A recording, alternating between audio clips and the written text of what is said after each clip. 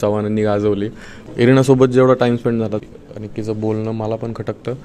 ज्याला गॉडफादर नाही आहे, ज्याला इंडस्ट्रीमधलं काहीच माहीत नाही, जो आणि ज्युनियर आर्टिस्टचं काम केलं आहे बरेच महिने, खरंच हर्टफुल आहेत. बिग बॉस मराठीचा 5वा सीझन यंदा खूप गाजतोय आणि यंदाचा सीझन चव्हाणांनी गाजवला असं म्हणायला काहीच हरकत नाही आहे.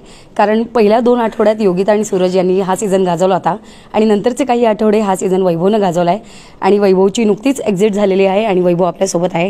हॅलो वैभव, कसा आहेस? मस्त नाही म्हणू शकत, पण ठीक आहे. चालेल. ह्या सगळ्या व्यतिरिक्त बिग बॉसच्या घरात किती जास्त मजा आली तुला? मजा तर भरपूर आली.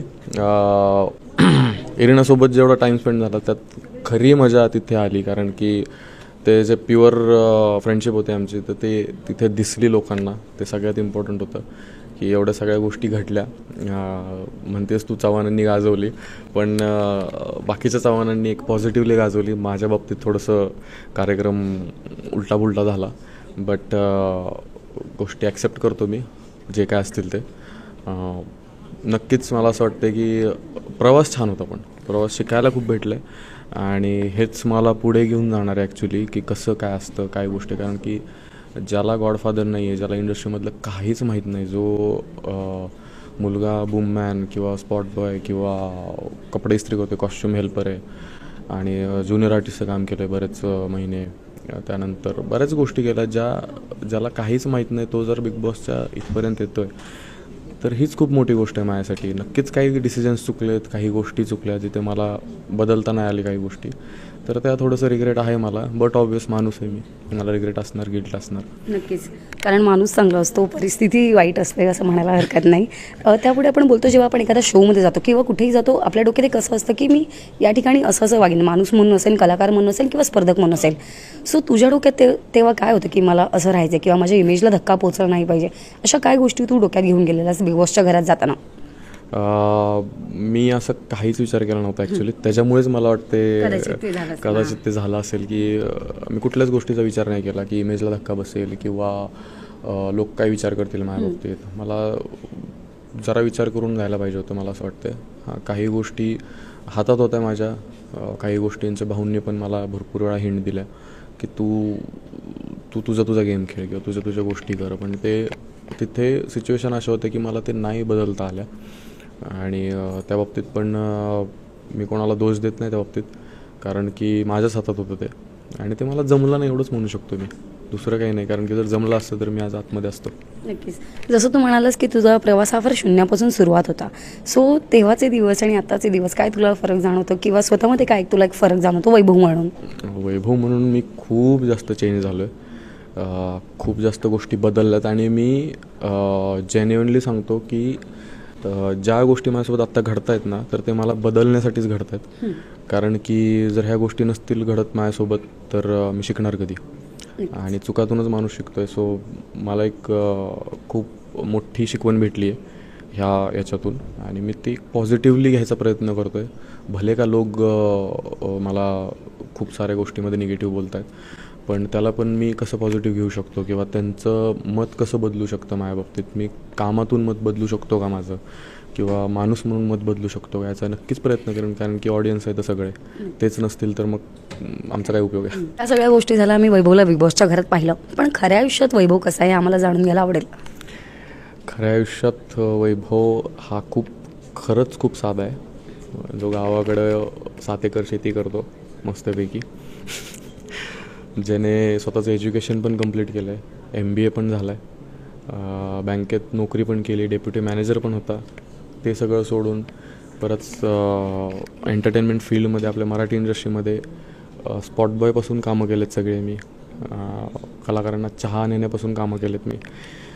सो जर हे सगळं करून मला जर कुणी गॉडफादर नाही आहे, मी जर इथपर्यंत पोचतो आहे, तर मला असं वाटतं आहे की लोकांनी हा पण विचार केला पाहिजे की हा माणूस असा नसेल, हे सिच्युएशन्स चेंज झाल्या असतील. अरबाज निकी यांच्याविषयी बोलणं, कारण ते तुझे खूप सुरुवातीला खूप चांगले जवळचे मित्रमैत्रीण होते, पण जसं जसं वेळ दिली तसतसे सगळेच बदलत दिले, तर त्यांच्यापैकी ते दोघेही बदलले. सो त्याच्याविषयी काय सांगशील? नक्कीच म्हणेन की स्टार्टिंगला तर म्हणजे स्टार्टिंगला मी निकीसोबत फ्रेंडशिप स्टार्टिंगपासूनच नव्हती, जे मला माहीत नाही आता कसं दिसलं बाहेर, पण अरबाजसोबत होती. अरबाजला काही गोष्टी स्टँड घेतला अरबाजसाठी, किंवा काही गोष्टी त्याला पाहिजे काय नको वगैरे सगळं बारक्या भावासारखं मी करत होतो मी. पण तिकडून तशा पद्धतीचं आलं नाही जे मला 3ऱ्या-4थ्या आठवड्यात भाऊंनी सांगितलं. पण त्यावेळेस मला असं वाटतं की यार कुठंतरी स्वतःचं स्टँड घेऊन गोष्टी चेंज केल्या असतं तर बरं झालं असतं. आपण स्वतःहून खेळलं पाहिजे. स्वतःहून खेळलं पाहिजे, पण स्वतःहून आपण कोणाला भांडायला जात नाही कधी. आर्या सुद्धा घराबाहेर आले, तू सुद्धा घराबाहेर आले, दोघेही एकत्र आले. सगळ्यांची खूप जास्त चर्चा सुरू आहे त्याच्याविषयी. सो त्याच्याबद्दल काय सांगशील? नाही, नक्कीच. आर्या आदल्या दिवशी गेली आणि मी दुसऱ्या दिवशी आलो बाहेर.